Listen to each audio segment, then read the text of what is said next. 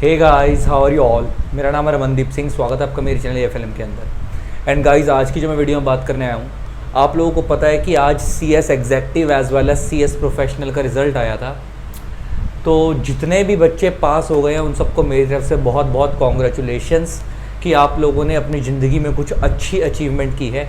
जो बच्चे एग्जेक्टिव में थे वो प्रोफेशनल में आ गए तो उनको उसके लिए बधाइयाँ।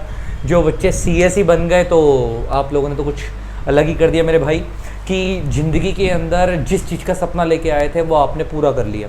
लेकिन एक चीज़ याद रखना, CS जो थी ना, वो जर्नी नहीं थी, वो एक जर्नी का पार्ट थी। अभी तो जर्नी चालू होगी। वो एक बहुत जो तुम्हारा देखो अल्टीमेटली गोल जो होता है ना, वो शॉर्ट टर्म गोल था। CS अपने आप में एक डिग्री है बहुत बड़ी, लेकिन वो एक शॉर्ट टर्म गोल था। पिक्चर तो अब चालू होगी, है ना। ज़िंदगी में तो अब अच्छे से मेहनत करना, सक्सेसफुल करियर बनाना और कोशिश करना कि जिधर से भी आर्टिकलशिप कर रहे हो ज़्यादा से ज़्यादा लर्निंग कर सको, ताकि प्रैक्टिकल लाइफ में आपको उसका पैकेज लेने में फ़ायदा मिले। अब बेसिकली मैं वीडियो आज की जो बना रहा हूँ, मैं इस वजह से बना रहा हूँ कि बहुत सारे बच्चे ऐसे हैं जो रह गए। कोई बच्चे एग्जेक्टिव का किसी ने सिंगल ग्रुप दिया था, वो उसी में रह गया। किसी ने बोथ दिए थे, बोथ में रह गए। कोई ऐसे थे जिन्होंने 2 दिए थे, एक निकला, एक नहीं निकला। तो ऐसे सेम फाइनल में था। कुछ बच्चे ऐसे होंगे जिनका इंडिविजुअली सब में पास हो गए, एग्रीगेट नहीं बना। अलग अलग चीज़ें हैं। तो मैं तुम्हारे को आज एक बात करने आ रहा हूँ छोटी सी। बेटा, जब तुम इस कोर्स के अंदर आए थे तो तुम्हें पता था कि इस कोर्स के अंदर हम फेल हो सकते हैं। ये कोर्स नॉर्मल लोगों की तरह नहीं है कि हम एक बार LLB में घुस गए या MBA में घुस गए तो बन के ही निकलेंगे।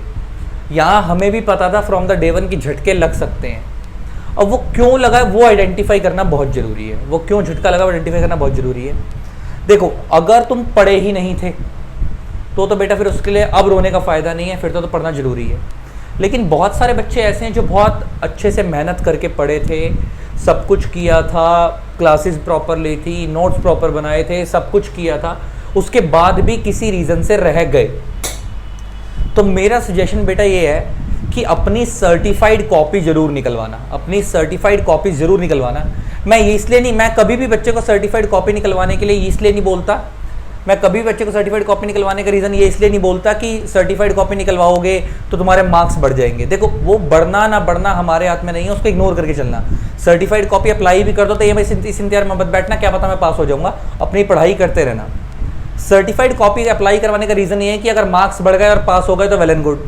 नहीं भी बढ़ते तो कम से कम शीट देख के, कॉपी देख के पता लग जाएगा कि मैंने गलती कहाँ करी है। उन क्वेश्चंस को एनालाइज करना कि कहाँ मेरे को मार्क्स ज़्यादा मिले हैं, कहाँ मेरे को मार्क्स कम मिले हैं, ताकि अगली बार मेरे से वो गलती ना हो। देखो, RTI के थ्रू अप्लाई करोगे, बहुत सारे टीचर्स ने वीडियो डाल रखी है यूट्यूब के ऊपर, देख लेना किसी टीचर की वीडियो। RTI के थ्रू अगर सर्टिफाइड कॉपी निकलवाओगे तो 2 रुपये में निकल आएगी, और ICSI से अप्लाई करोगे तो 500 रुपये मेरे ख्याल से एक कॉपी का लेते हैं वो। लेकिन जैसे भी निकलवाओ, निकलवाना जरूर। ठीक, एक तो ये बात हो गई। दूसरी बात, फैब आ चुका है, जून में पेपर है, ज़्यादा पछताने की जरूरत नहीं है। नो डाउट बुरा लगता है, मेरे को भी लगा था। मैं तुम्हारे को थोड़ा सा अपना इंसिडेंट शेयर कर देता हूँ। जब मैंने CS फाउंडेशन दिया था तो मेरा पहली बार में निकल गया था। मैंने जब CS एग्जेक्टिव दिया तो मैंने सिंगल ही ग्रुप दिया। हर किसी को अपनी औकात पता होती है ना कि बोथ ग्रुप दे पाएंगे नहीं दे पाएंगे। तो मैं वो वाला बच्चा था जो पढ़ता नहीं था, जिसको पढ़ाई से सख्त नफरत थी। तो मैंने सिंगल ही ग्रुप दिया और मैं सिंगल में भी फेल हो गया। मैं इंडिविजुअली सब में पास था, लेकिन मेरा ओवरऑल में एग्रीगेट नहीं बना था। फिर लेटर ऑन मैंने बोथ ग्रुप दिए, फेल तो हो ही गया था। तो मैंने बोथ ग्रुप दिए, दोनों ग्रुप एक ही बार में निकल गए, फर्स्ट शॉट क्वालिफाइड। ठीक है। देन उसके बाद फाइनल में आए तो फाइनल में 3 ग्रुप होते हैं। तो मैंने फर्स्ट एंड थर्ड दिया। उसका रीज़न ये था कि फर्स्ट और थर्ड दूंगा तो बीच में 3 पेपर नहीं दूंगा तो वो छुट्टी मिल जाएगी। तो थर्ड ग्रुप हमारे टाइम पे टैक्स वाला होता था, जो अभी CS प्रोफेशनल ओल्ड सिलेबस वालों का जो सिलेबस चल रहा है, मैंने वो वाले ग्रुप दिए थे। अब तो न्यू सिलेबस भी आ गया ना। ओल्ड सिलेबस वाले जो ग्रुप थे, एडवांस कंप्लीट वाला, वो वाले ग्रुप दिए थे मैंने। तो मेरे लोग कहते थे कि टैक्स CS फाइनल का नहीं निकलता। बहुत सारे बच्चे थे इनका टैक्स जमाने नहीं निकलता। तो मेरे को बड़ा डर था उसके अंदर। तो मैंने इतनी मेहनत करी कि मैंने फर्स्ट एंड थर्ड ग्रुप दिया। मेरा थर्ड ग्रुप टैक्स वाला ग्रुप पहली बार में निकल गया, लेकिन मैं फर्स्ट में फेल हो गया। फिर अगली बार मैंने फर्स्ट और सेकेंड दिया तो फर्स्ट निकला, सेकेंड ही निकला। ऐसे ऐसे करके फिर अगली बार सेकेंड दिया, ऐसे निकला। और साथ में आर्टिकलशिप भी चल रही थी, तो मैं भी फेल हुआ हूँ। ऐसे एक ही याद रखना, फेलियर ना उस टाइम हमारे को जरूर लगता है कि अब हम जिंदगी में बर्बाद हो गए, हमारा कुछ नहीं रहा। ये टेम्परेरी फेलियर तुम्हारी ज़िंदगी में तुम कितना ग्रो करोगे वो सक्सेस का पैरामीटर नहीं बताते। ये चीज़ याद रखनी है। ये कोई बहुत बड़ी बात नहीं है कि जो रैंक होल्डर हैं और वो आज रैंक होल्डर हैं तो जो तुमसे पहले निकल गया या जो निकल गया, चलो उन्होंने अचीवमेंट करी है, लेकिन इस चीज़ की कोई श्योरिटी नहीं है कि वो फर्स्ट शॉट क्वालिफाई हुए हैं या वो रैंक लाए हैं तो वो तुम्हारी ज़िंदगी में हमेशा आगे ही रहेंगे। अल्टीमेटली नॉलेज मैटर करती है, तुम्हारे ट्रेनिंग एक्सपीरियंस, तुमने जो सीखा कहाँ से सीखा, वो सब चीज़ें मैटर करती हैं। उसके बाद पे पैकेज डिसाइड होता है। नो डाउट प्राइमा फेसी जब कंपनी इंटरव्यू लेती है तो पहली प्रायोरिटी उन्हीं को देगी जो फर्स्ट शॉट क्वालिफाइड है या जो रैंक होल्डर है। लेकिन एक बार जब तुम्हारी ये इनिशियल स्टेज में दिक्कत आती है, पहले साल, पहले 1 साल 2 साल में दिक्कत आती है इंटरव्यू देते वक्त, जब 1-2 बार तुम्हें 1-2 साल का एक्सपीरियंस हो जाएगा, उससे जब तुम कंपनी स्विच करना शुरू करोगे तो उसके बाद कोई नहीं पूछता मेरे भाई कि कहाँ पे फेल हुए, क्या हुआ। उसके बाद तुम्हारा पहले वाला एक्सपीरियंस क्या है, उसके बेस पे नौकरी मिलती है, और पहले वाला पे पैकेज क्या है तो उसके हिसाब से मिलती है। मैं बहुत बड़ी बात नहीं बोलूंगा, टचवुड, जो मेरे साथ के लोग फर्स्ट शॉट में क्वालिफाई हुए थे या जो रैंक होल्डर थे, वो अगर मैं आज उनकी और अपनी अर्निंग को कंपेयर करूं ना, तो मेरे को लगता है कि अच्छा था मैं फेल हो गया, कि मैंने थोड़ा सा टाइम लगा लिया अपने ऊपर, मैंने और अच्छी नॉलेज ली, तो आज मैं कहां स्टैंड करता हूं। मेरे को फेल होना आज ज़्यादा अच्छा लगता है कि मैं उस टाइम फेल हो गया, तो शायद अगर मैं पहली बार में पास हो गया था तो मैं भी आज उन्हीं की तरह होता, इधर उधर धक्के खा के नौकरी कर रहा होता बढ़िया तरीके से। और सच, क्योंकि कभी ठोकर ना खाई होती तो फिर अक्ल ना आती ना। ये जो ठोकर होती है ना, बहुत कुछ सिखाती है इंसान को।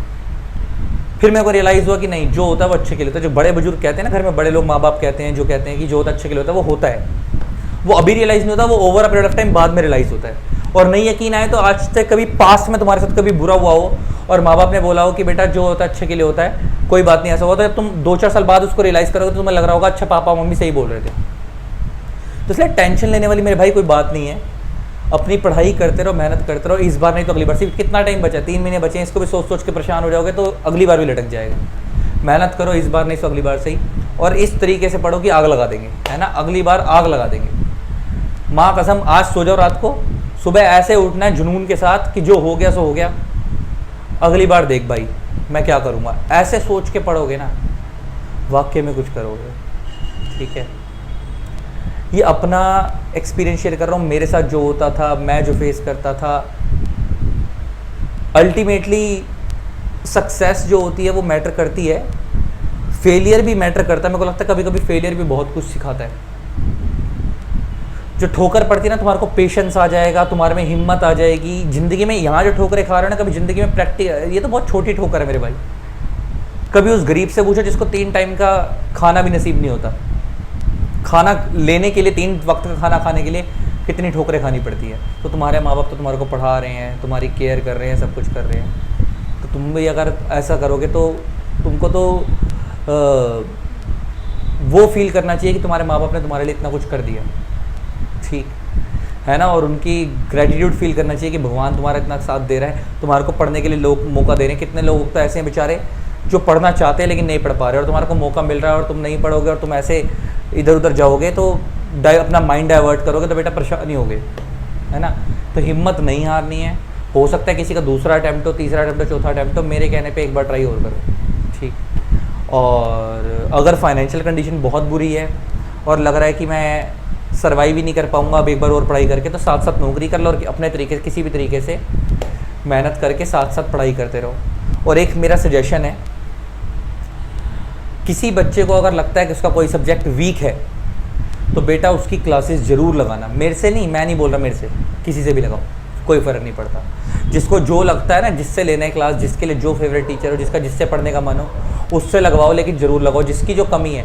मेरा मानना है, जैसे होता है ना, मेरा मानना है कि 5, 7, 10 हज़ार 20 हज़ार खर्च के अगर तुम्हारा वहम दूर होता हो ना तो वहम दूर कर लेना चाहिए।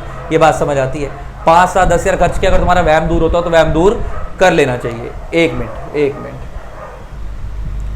तो मेरे को लगता है कि अगर 5, 10, 15, 20 हज़ार खर्च के अगर किसी का डर खत्म होता है किसी सब्जेक्ट को लेके, तो आपको कर देना चाहिए। बहुत सारे बच्चे ऐसे तो लगे रहते हैं, नहीं हम खुद करेंगे, नहीं होता बेचारों से, है ना। और आखिरी में बेटा 6 महीने की जो अटेम्प्ट की वैल्यू होती है ना, बाद में समझ आएगी, है ना।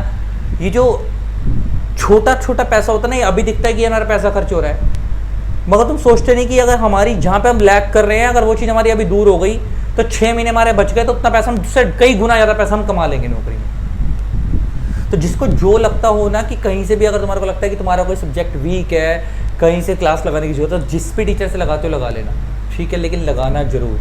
ठीक, मेरे पास जो बच्चे पढ़ते हैं, जो मेरे से पूछना चाह रहे थे, उस दिन बहुत सारे बच्चे पहले पूछ रहे थे कि सर CS एग्जीक्यूटिव में आप क्या क्या पढ़ाते हो, तो मेरे 3 सब्जेक्ट में पढ़ाता हूँ ग्रुप 1 के, मतलब हमारे पास पूरा CS एग्जीक्यूटिव का ग्रुप 1 अवेलेबल है। Company law, setting up, GIGL मैं पढ़ाता हूँ, और टैक्स के लिए हमारे पास फैकल्टी हैं। एंड जो हमारा क्या कहते हैं CS प्रोफेशनल है, उसमें ओल्ड सिलेबस में एक सब्जेक्ट पढ़ाता हूँ, एडवांस कंपनी लॉ। तो आपको अगर उसमें से कुछ भी चाहिए हो तो आप मेरे से व्हाट्सएप पे डिटेल ले सकते हैं। मेरा व्हाट्सएप नंबर है 8802233513। देखो व्हाट्सएप मैसेज कर देना, मैं डिटेल शेयर कर दूंगा। ठीक, चलो इसी तरीके से वीडियोस को प्यार देते रहें। Keep raving, keep supporting, thanks a lot, bye bye.